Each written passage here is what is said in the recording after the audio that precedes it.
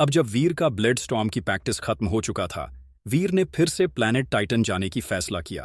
Planet Titan में teleport होने से ठीक पहले अवनी शेरगिल ने वीर रहेजा को कॉल किया और कहा कि वह तुरंत टेलीपोर्ट स्टेशन आ जाए। जब वीर टेलीपोर्ट स्टेशन पहुंचा तो माही ने उसे ठंडी, लगभग उदासीन नजर से देखा। बिना कुछ बोले वह उसे अवनी शेरगिल के ऑफिस की ओर ले गई। अंदर अवनी अपने कुछ कामों में व्यस्त थीं, इसलिए वीर को एक तरफ चुपचाप बैठकर इंतजार करना पड़ा। कुछ मिनट बाद काम निपटाकर उन्होंने हल्का सा सिर उठाया और वीर की ओर देखते हुए बोली, मैं तुम्हें बेलगांव मिलिट्री एकेडमी में रिकमेंड करने का सोच रही हूं। वीर ये सुनकर थोड़ा चकित हो गया। आप मुझे बेलगांव मिलिट्री एकेडमी में रिकमेंड करेंगी? उसे समझ ही नहीं आया कि इसका मतलब क्या है। आखिर मिलिट्री स्कूल में तो कोई भी खुद अप्लाई कर सकता था, फिर रिकमेंडेशन की क्या जरूरत है? अवनी मुस्कुराई। वे उसकी उलझन समझ गई थीं। अवनी ने फिर वीर को समझाते हुए कहा, बेलगांव मिलिट्री एकेडमी हर साल आर्चरी में टैलेंटेड लोगों के लिए कुछ स्पेशल सीटें निकालती है, लेकिन इन सीटों पर आने वाले स्टूडेंट को भी एंट्रेंस एग्जाम और कई तय रूल्स को पूरा करना होता है।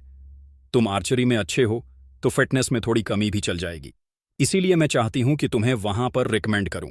कम उम्र में मिलिट्री स्कूल जाकर फॉर्मल ट्रेनिंग लेना तुम्हारे भविष्य के लिए बहुत महत्वपूर्ण हो सकता है। अवनी से यह सब सुनने के बाद भी वीर का मन अभी भी उलझा हुआ था। अभी उसके भीतर दो भाव लड़ रहे थे। एक तरफ उसे मिलिट्री स्कूल में जाने में कोई दिलचस्पी नहीं थी, और दूसरी तरफ अगर वह बेलगांव में एडमिट हो गया तो उसे अपनी घर छोड़ना पड़ता। वह अपनी मां प्रेरणा रहेजा और बहन अनुजा रहेजा को अकेला कैसे छोड़ सकता था? लेकिन अवनी इतनी उत्साहित थी कि अगर वीर बिना किसी ठोस वजह के मना करता तो शायद अवनी मानेगी ही नहीं। चूंकि अवनी उसके लिए अच्छा ही सोच रही थी, तो वीर ने भी सोचा उसे एक ठीक ठाक वजह देनी ही पड़ेगी, नहीं तो ये अच्छा नहीं होगा। स्टेशन मास्टर, आप दिल के बहुत ही अच्छी है जो मेरे बारे में इतनी सोच रही है, जिसके लिए मैं बहुत खुशनसीब हूं, वीर ने धीरे से कहा। लेकिन मेरे दिमाग में पहले से ही एक बढ़िया मिलिट्री स्कूल चुना हुआ है और मुझे अफसोस है कि मुझे आपका प्रस्ताव ठुकराना होगा। यह सुनकर अवनी हल्का सा चौंक गई। ओ, कौन सा मिलिट्री स्कूल? सीना तानते हुए वीर ने जवाब दिया, मैं मुंबई की मिलिट्री स्कूल में अप्लाई करना चाहता हूं। अवनी और माही ने उसे ऐसे देखा जैसे वह कुछ बेहद अजीब बात बोल रहा हो। माही ने सख्त आवाज में कहा, बेलगांव पूरी इंडिया में टॉप 50 में आता है और तुम उसकी तुलना एक मुंबई की साधारण मिलिट्री स्कूल से कर रहे हो जो टॉप 1000 में भी नहीं है। अवनी ने शांत स्वर में समझाया, वीर, तुम्हें इस बारे में गंभीरता से सोचना चाहिए। मुंबई की वो मिलिट्री स्कूल बेलगांव मिलिट्री अकादमी तो दूर, उसके आसपास भी नहीं ठहरता। वहां न तो वॉर फ्रेम्स और वॉरशिप्स की ट्रेनिंग मिलेगी, ना ही अच्छे मार्शल आर्ट्स कोच। वहां से ग्रेजुएट होने के बाद तुम्हारा मिलिट्री करियर बेहद सीमित रह जाएगा। तुम ऐसा क्यों करना चाहते हो? जरा अपना फ्यूचर के बारे में भी थोड़ा सोचो। वीर मन ही मन मुस्कुरा रहा था। वह यह नहीं कह सकता था कि वह सिर्फ इसलिए मुंबई की मिलिट्री स्कूल में जाना चाह रहा है क्योंकि वह उसके घर के करीब है। फिर माही ने कहा, स्टेशन मास्टर ने तुम्हें सिर्फ दया भाव से नहीं चुना, उन्होंने तुम में कुछ देखा है, जबकि तुम बेलगांव मिलिट्री एकेडमी के लिए पूरी तरह क्वालिफाइड भी नहीं हो।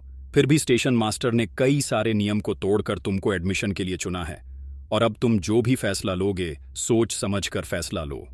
वीर जवाब देने ही वाला था कि तभी दरवाजे पर दस्तक हुई। स्टेशन मास्टर, आपका डेटा एनालिसिस तैयार है। अच्छा, लेकर आओ। फिर अवनी ने उस स्मार्ट डिवाइस को ऑन किया और स्क्रीन पर एक वीडियो चलने लगा। वीर की आंखें चौड़ी हो गईं। यह उसकी गोल्डन सिंह वाले शूरा से हुई लड़ाई की फुटेज थी, लेकिन यह एडिटेड नहीं थी, सीधा शिखर गुलाटी की ओरिजिनल रिकॉर्डिंग थी। वीडियो में डॉलर और शूरा की हर मूवमेंट के साथ रियल टाइम कॉम्बैट स्टैट्स दिख रहे थे, agility, punching speed, critical strikes, damage, और अंत में शूरा का निर्जीव शरीर भी। वीडियो जैसे ही खत्म हुआ, अवनी ने माही की ओर देखा। तुम्हें डॉलर कैसा लगता है?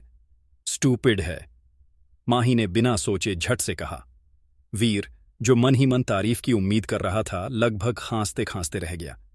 अवनी ने कहा, थोड़ा विस्तार से बताओ।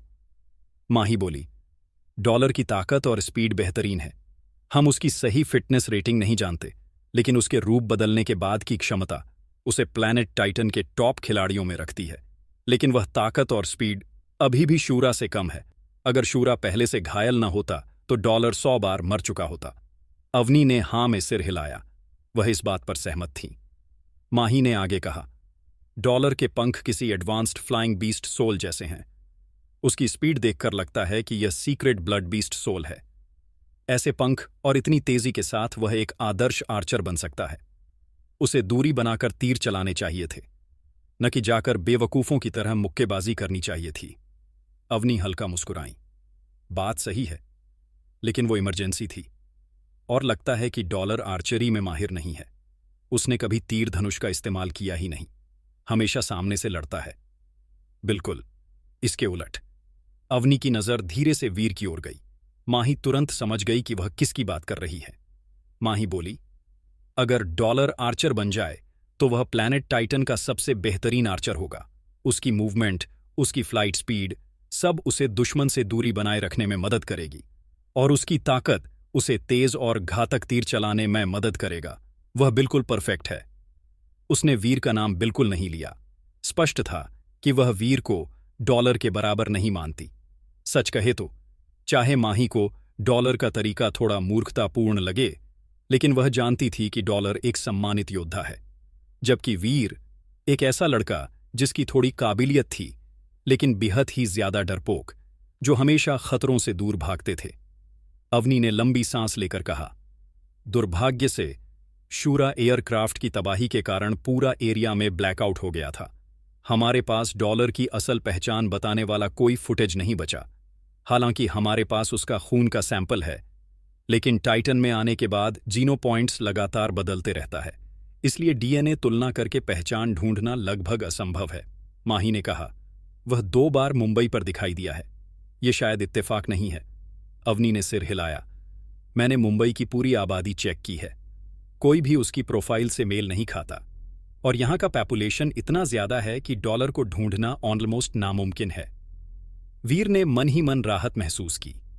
उसे डर था कि कहीं उसके पंख देखकर उन्हें पर्पल विंग्ड ड्रैगन की याद न आ जाए, लेकिन उसने तैयारी पहले से कर रखी थी। बीस्ट सोल के पंख ड्रैगन जैसे नहीं दिखते थे, और ऊपर से बीटल की गोल्डन आर्मर भी था जो उस पंख को कवर करके रखा था। इसलिए किसी का उसकी असली पहचान तक पहुंच जाना लगभग नामुमकिन था।